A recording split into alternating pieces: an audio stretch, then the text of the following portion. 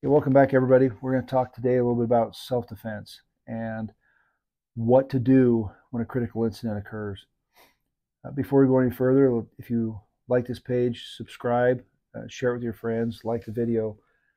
And what I'd like to do is create a group that we can share our situations that ever happened to us or friends or family. And that what we can do is we get this information out to those who may need it.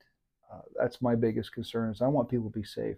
I want to feel like they can handle things that need to be handled and do it the right way and to be legal and to be safe.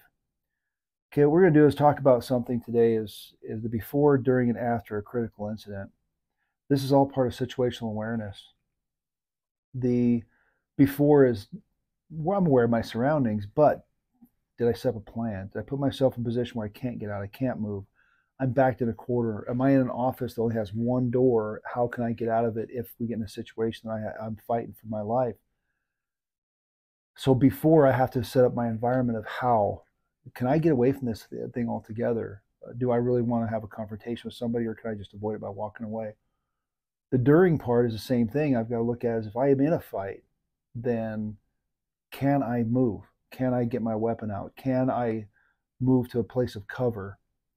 And when I'm in, what type of fight am I in? Is it knife, hand to hand, another firearm? I don't know. It's nothing is set in stone. Everything is fluid. Things move and it changes all the time. And then the aftermath of when do I call police? When do I get an ambulance there? Do I render first aid? These are things we have to think of when it comes to first aid or it comes to critical incidents.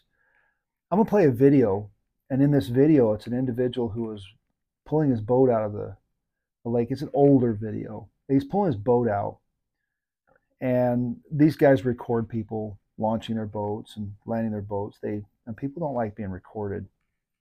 His whole family appears to be intoxicated. They've had a good time on the lake or whatever it is, and they just don't like being recorded. And they really start yelling at him.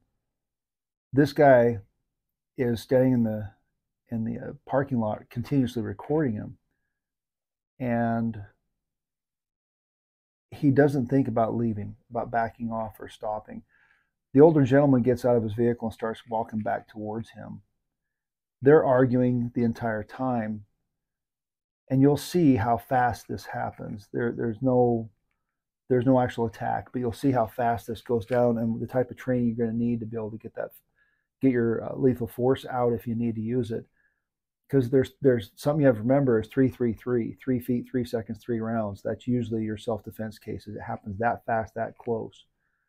Law enforcement, we usually respond for cleanup and investigation mode. So you're your own first responder. You're the one who has to take care of yourself. So you have to think to yourself, do I need to be involved in this, or just can I back off? Do I need to